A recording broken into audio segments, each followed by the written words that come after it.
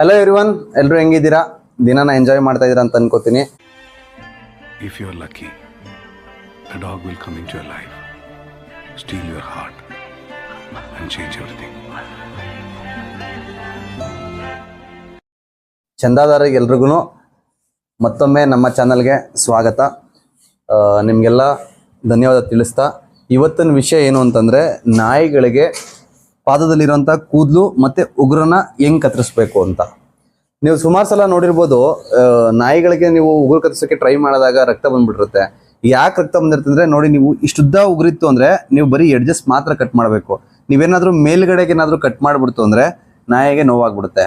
So ನೋವಾದಾಗ ಏನಾಗುತ್ತೆ, ನಾಯಿ ನಿಮ್ಮ ಹತ್ರ ಕಾಲು ಮುಟ್ಟಿದ್ರೆ ಕೆಲವು ನಾಯಿಗಳು ಕಚ್ಚೆ ಬಿಡ್ತವೆ, ಇನ್ನು ಕೆಲವು ಉಗುರನ್ನ ಕತ್ತರಿಸ್ಕೊಳಕ್ ಬಿಡಲ್ಲ. ಕಾರಣ ಇಷ್ಟೇ, ಯಾವಾಗಲೂ ಒಂದ್ಸಲ ನೀವು ನೋವು ಮಾಡಿಬಿಟ್ಟಿರ್ತೀರ. ಸೊ ಹಂಗಾಗಿ ಏನು ಮಾಡ್ತವೆ, ನಾಯಿಗಳು ಉಗುರನ್ನ ಕತ್ತರಿಸಕ್ಕೆ ಬಿಡೋದಿಲ್ಲ. ಉಗುರು ಕತ್ತರಿಸೋದಕ್ಕೆ ಯಾವುದು ಒಳ್ಳೆ ಸಮಯ ಅಂತಂದರೆ, ನಾಯಿ ಚೆನ್ನಾಗಿ ಆಟ ಆಡಿ ಅಥವಾ ವಾಕಿಂಗ್ ಮುಗಿಸ್ಕೊಂಬಂದು ಊಟ ಮಾಡಿ ಈ ಥರ ಆರಾಮಾಗಿ ಮಲ್ಕೊಂಡಿರ್ಬೇಕು. ಆವಾಗ ನಿಮಗೆ ರಿಸ್ಕ್ ಪರ್ಸೆಂಟೇಜು ತುಂಬ ಕಮ್ಮಿ.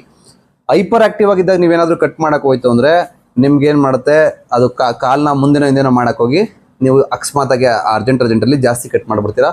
ಸೊ ಅವಾಗ ರಕ್ತ ಬರುತ್ತೆ, ನಾಯಿಗೆ ತುಂಬ ಅಂದರೆ ತುಂಬ ನೋವಾಗುತ್ತೆ. ಆಮೇಲೆ ಈ ಉಗುರು ಹತ್ರ ಈ ಕಾಲಲ್ಲಿ ಪಾದದಲ್ಲಿರೋ ಕೂದಲನ್ನು ಯಾಕೆ ಕತ್ತರಿಸ್ಬೇಕು ನಿಮ್ಗೆ ಗೊತ್ತು. ಇನ್ ಕೇಸ್ ಈ ಪಾದಕ್ಕೂ ನೆಲಕ್ಕೂ ಮಧ್ಯ ಕೂದಲಿತ್ತು ಅಂದರೆ ಕಾಲು ಗ್ರಿಪ್ ಆಗಿ ನೆಲಕ್ಕೆ ಕೂರೋದಿಲ್ಲ.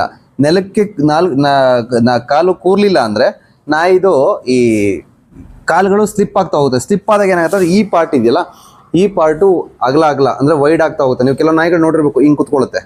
ಹಿಂಗೆ ಕುತ್ಕೋತಾ ಇದೆ ಅಂದರೆ ಏನಾದಕ್ಕೆ ಇಪ್ಪು ಪ್ರಾಬ್ಲಮ್ ಬರುತ್ತೆ. ಅದರಲ್ಲೂ ಇನ್ ಕೇಸ್ ನಾಯಿ ಏನಾದರೂ ನೀವು ನೋಡಿರ್ಬೋದು, ಈಗ ಲ್ಯಾಬ್ರಡಾರ್, ರಿಟ್ರೀವರ್ ಇಂಥವೆಲ್ಲ, ಬೀಗಲ್ ಇಂಥವೆಲ್ಲ ಏನಾಗ್ತವೆ ಅಂದರೆ, ಬೀಗಲಲ್ಲಿ ಯೂಶುವಲ್ ಆಗಿ ಸಮಸ್ಯೆ ಬರಲ್ಲ. ಲ್ಯಾಬ್ರಡಾರ್, ರಿಟ್ರೀವರ್, ಜರ್ಮನ್ ಶೆಪರ್ಡ್ಗಳೆಲ್ಲ ಹಿಪ್ ಡಿಸ್ಪೇಸಿಯಾ ಬಂದರೆ ಆಪ್ರೇಷನ್ ಮಾಡಬೇಕು. ಇಲ್ಲಾಂದರೆ ನಿಮಗೆ ವಾಟರ್ ಥೆರಪಿ ಮಾಡ್ತಾರೆ, ಸ್ವಿಮ್ಮಿಂಗ್ ಥೆರಪಿ ಮಾಡಿ ಅದನ್ನು ಸರಿ ಮಾಡಬೇಕು. ಅಷ್ಟೊಂದೆಲ್ಲ ಪೇಷನ್ಸು ತುಂಬ ಕಮ್ಮಿ. ನಾನು ನೋಡಿರೋಂಗೆ ನನ್ನ ಕರಿಯರಲ್ಲಿ ಆ ಥರ ಎಲ್ಲ ಆಪ್ರೇಷನ್ ಮಾಡಿನೋ ಏನೋ ಸರಿ ಮಾಡ್ಕೊಳ್ಳೋರು ತುಂಬ ಕಮ್ಮಿ. ಇನ್ ಕೇಸ್ ಆ ಥರ ಆಗಬಾರ್ದು ಅನ್ನೋಂಗಿದ್ರೆ, ಮರಿಯಿಂದನೇ ನೀವು ಯಾವುದೆಲ್ಲ ವಿಷಯಗಳನ್ನ ಗಮನ ಇಟ್ಕೊಂಡು ನೋಡ್ಕೋಬೇಕು ಅಂದರೆ, ಈ ಪಾದದಲ್ಲಿರೋ ಕೂದಲುಗಳನ್ನ ಕತ್ತರಿಸ್ಕೊಳ್ಳಿ ಮತ್ತು ಉಗುರನ್ನ ನೀಟಾಗಿ ನೋಡ್ಕೊಳ್ಳಿ. ಕತ್ತರಿಸ್ಕೊಂಡು ಸರಿಯಾಗಿ ಅದನ್ನು ಟ್ರಿಮ್ ಮಾಡಿ ಇಟ್ಕೊಳ್ಳಿ. ಆಮೇಲೆ ನೆಲ ಏನಾದರೂ ನೈಸ್ ಇತ್ತು ಅಂದರೆ ಮರಿ ಟೈಮಲ್ಲಿ ಆ ನೆಲಕ್ಕೆ ಮ್ಯಾಟ್ ಏನಾದರೂ ಹಾಕ್ಕೊಳ್ಳಿ. ಇನ್ ಕೇಸ್ ಕೇಜ್ ಇತ್ತು ಅಂದರೆ ಅದು ತುಂಬ ಒಳ್ಳೆಯದು. ಯಾಕಂದರೆ ಕೇಜಲ್ಲಿ ನಿಮಗೆ ಫ್ಲ್ಯಾಟ್ ಸರ್ಫೇಸ್ ಇರೋದಿಲ್ಲ, ಸ್ವಲ್ಪ ರಫ್ ಸರ್ಫೇಸ್ ಇರೋದ್ರಿಂದ ಅದು ಕಾಲು ಸಮಸ್ಯೆ ಆಗೋದಿಲ್ಲ. ಯಾವುದೇ ಕಾರಣಕ್ಕೂ ಈ ಫೆನ್ಸಿಂಗ್ ಬರುತ್ತಲ್ಲ ಸುತ್ತ, ಆ ಫೆನ್ಸಿಂಗ್ನ ಮರಿ ತಂದಾಗ ತರಬೇಡಿ. ಯಾಕೆ ಅಂದರೆ ಅದು ಏನು ಮಾಡುತ್ತೆ, ಮರಿ ಫೆನ್ಸಿಂಗ್ ಮೇಲೆ ನಿಂತ್ಕೊಂಡು ಕಾಲು ಪೂರ್ತಿ ವೈಡ್ ಆಗಿಬಿಡುತ್ತೆ. ಆವಾಗ ನಿಮಗೆ ಇಪ್ಪದ ಪ್ರಾಬ್ಲಮ್ಮು ತುಂಬ ಜಾಸ್ತಿ. ಯಾರಾದರೂ ಅದನ್ನು ಮರಿದಲ್ಲಿ ತಂದಿರೋರು ಫೆನ್ಸಿಂಗ್ ಇಟ್ಕೊಂಡಿರೋರು ನೋಟಿಸ್ ಮಾಡಿರ್ತೀರಾ. ಜಾಸ್ತಿ ಜಂಪ್ ಮಾಡಕ್ಕೆ ಬಿಡಬೇಡಿ. ಲಾಂಗ್ ಹೇರ್ ಇರೋಂಥ ನಾಯಿಗಳು, ಹಸ್ಕಿ, ರೆಟ್ರೀವರ್, ಅಲಸ್ಕನ್ ಮಾಲಮೇಟ್, ಸಿಡ್ಜು ಇಂಥ ನಾಯಿಗಳಿರೋವು ದಯವಿಟ್ಟು ನಿಮ್ಮ ನಾಯಿಗಳನ್ನ ಮರಿಲೇ ಹಿಂಗೆ ಎರಡು ಕಾಲಲ್ಲಿ ನಿಂತ್ಕೊಳ್ಳೋ ಥರ ಅಭ್ಯಾಸ ಮಾಡ್ಕೋಬೇಡಿ. ಆ ಥರ ಅಭ್ಯಾಸ ಮಾಡಿಕೊಂಡ್ರೆ ನಿಮ್ಗೆ ಗ್ಯಾರಂಟಿ ಹಿಪ್ ಪ್ರಾಬ್ಲಮ್ ಬಂದ್ಬಿಡುತ್ತೆ. ಬನ್ನಿ, ಇವತ್ತು ಉಗುರನ್ನ ಹೆಂಗೆ ಕತ್ತರಿಸ್ಬೇಕು ಅಂತ ತೋರಿಸ್ಕೊಡ್ತೀನಿ. ಉಗುರು ಕತ್ತರಿಸೋಕ್ಕೆ ನೀವು 2 ಟೂಲ್ ಉಪಯೋಗಿಸ್ಬೋದು, ಆ್ಯಕ್ಚುಲಿ 3 ಟೂಲು. ಮೇಡಮ್, ಈ ಮಿಷಿನು ಗುಡ್ ಗರ್ಲ್, ಅವಳಿಗೆ ಗೊತ್ತಾಯಿತು ಇವಾಗ ಕತ್ತರಿಸ್ತಾನೆ ಅಂತ, ಹಂಗಾಗಿ ಹೊರಟಿದ್ದಾಳೆ. ಸೊ ಮೊದಲನೇದು ಈ ಥರ ಉಗುರು ಕತ್ತರಿಸೋ ಮಿಷಿನ್ ತೊಗೋಬೋದು. ಅದಾದಮೇಲೆ ನಿಮ್ಗೊಂದು ಗ್ರೈಂಡರ್ ಬರುತ್ತೆ, ಗ್ರೈಂಡರ್ನ ಉಪಯೋಗಿಸ್ಬೋದು. ಗ್ರೈಂಡರ್ ಆದಮೇಲೆ ಇನ್ನೊಂದು ದೊಡ್ಡ ವೆಪನ್ ಇದೆ. ಚೆನ್ನಾಗಿ ರಫ್ ಸರ್ಫೇಸಲ್ಲಿ ವಾಕಿಂಗ್ ಮಾಡಿಸಿದ್ರೆ ಉಗುರು ಕತ್ತರಿಸೋದೇ ಬೇಕಾಗಿಲ್ಲ. ನೀವು ಚೆನ್ನಾಗಿ ರಫ್ ಸರ್ಫೇಸಲ್ಲಿ ಚೆನ್ನಾಗಿ ವಾಕ್ ಮಾಡಿಸಿದ್ರೆ ಆರಾಮಾಗೆ ಉಗುರು ಗ್ರೈಂಡ್ ಆಗಿಬಿಡುತ್ತೆ. ಯಾವಾಗ ಈ ಥರ ಪ್ರಾಬ್ಲಮ್ ಆಗುತ್ತೆ ಅಂದರೆ, ನೀವು ಯಾವಾಗ ಮನೆ ಒಳಗಡೆ ಸ್ಮೂತ್ ಸರ್ಫೇಸಲ್ಲಿ ನಾಯಿಗಳನ್ನ ಇಟ್ಕೋತೀರೋ ಅವಾಗ ಹಿಂಗಾಗುತ್ತೆ. ನೋಡಿ, ಇವಳು ಏನೋ ಇದು ಗಂಜಿ ಕುಡ್ಕೊಂಡು ಹೆಂಗೆ ಮಾಡ್ಕೊಂಡಿದ್ದಾಳೆ ಮೂತಿಯೆಲ್ಲ. ಇವಳೇ ನಮ್ಮ ಮೊದಲನೇ ಮಗಳು. ನನಗೂ ಕಾವ್ಯನಿಗೂ ಭಾಳ ಪ್ರೀತಿ ಮಗಳು ಇವಳು. ಮಿಂಚು ಅಂತ ನನ್ನ ಹೆಂಡ್ತಿನೇ ಇವಳಿಗೆ ನಾಮಕರಣ ಮಾಡಿದ್ದು, ನಮ್ಮ ಮುದ್ದಿನ ಮಗಳು. ನನ್ನ ಹೆಂಡ್ತಿ ನನ್ನ ಮಗಳನ್ನ ನೋಡಿಕೊಂಡು ಅಲ್ಲಿ ಅವ್ರ ಅಮ್ಮನ ಮನೇಲಿದ್ದಾಳೆ. ಸೊ ಹಂಗಾಗಿ ಇವಳು ಅಕ್ಕನ ಮನೆ ಇದ್ದಾಳೆ. Good girl. ಬನ್ನಿ ತೋರಿಸ್ತೀನಿ. ಯಾವುದೇ ಕಾರಣಕ್ಕೂ ಉಗುರು ಕತ್ತರಿಸ್ಬೇಕಾದ್ರೆ ಇಟ್ಸ್ ಓಕೆ, ಕಾಮ್ ಡೌನ್. ಇವಳಿಗಂತೂ ನಾನು ಎಲ್ಲೂ ಗ್ರೂಮಿಂಗ್ ಅಂತ ಬಿಟ್ಟಿಲ್ಲ. ನೋಡಿ, ಇಷ್ಟುದ್ದ ಉಗುರಿದೆ ಅಲ್ವಾ, ಇಷ್ಟುದ್ದ ಉಗುರಲ್ಲಿ ಸ್ವಲ್ಪ ಹತ್ರ ಬನ್ನಿ. ನೋಡಿ, ಇಷ್ಟುದ್ದ ಉಗುರಲ್ಲಿ ನೀವು ಇಲ್ಲಿವರೆಗೂ ಬ್ಲಡ್ ಸ್ಟೈನ್ಸ್ ಇದೆ. ಸೊ ಅರ್ಥ ಮಾಡ್ಕೊಳ್ಳಿ. ನೋಡಿ, ಇಲ್ಲಿವರೆಗೂ ಬ್ಲಡ್ ಸ್ಟೈನ್ಸ್.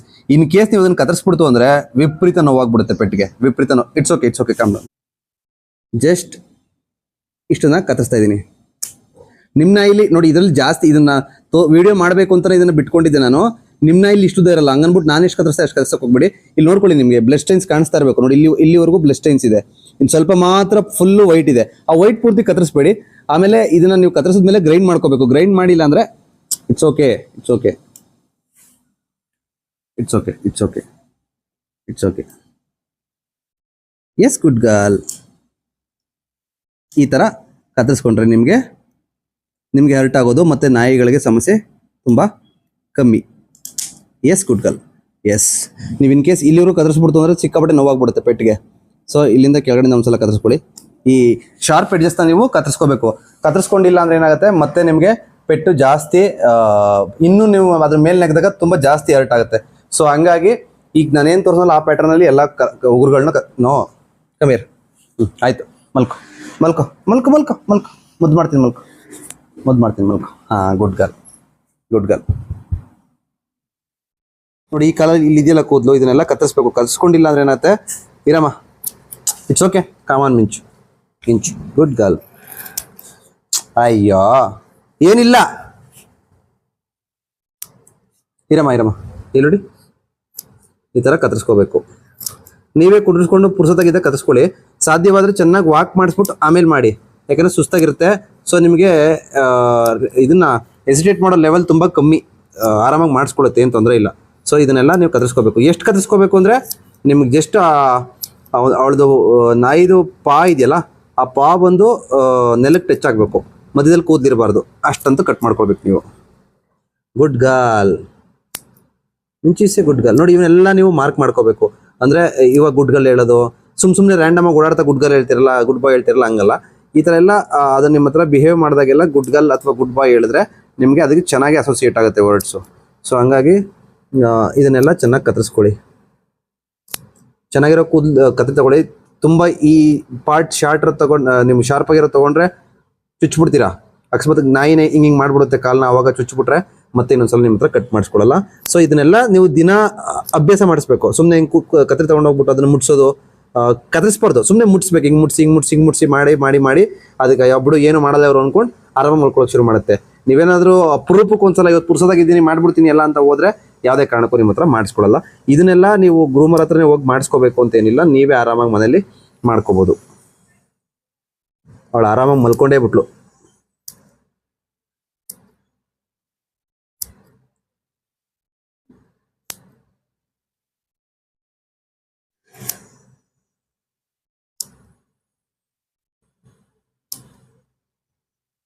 ಇದರಲ್ಲಿ ನೋವಾಗ್ತಿರಲ್ಲ, ಆದ್ರೂ ಹೆಸಿಟೇಟ್ ಮಾಡುತ್ತೆ.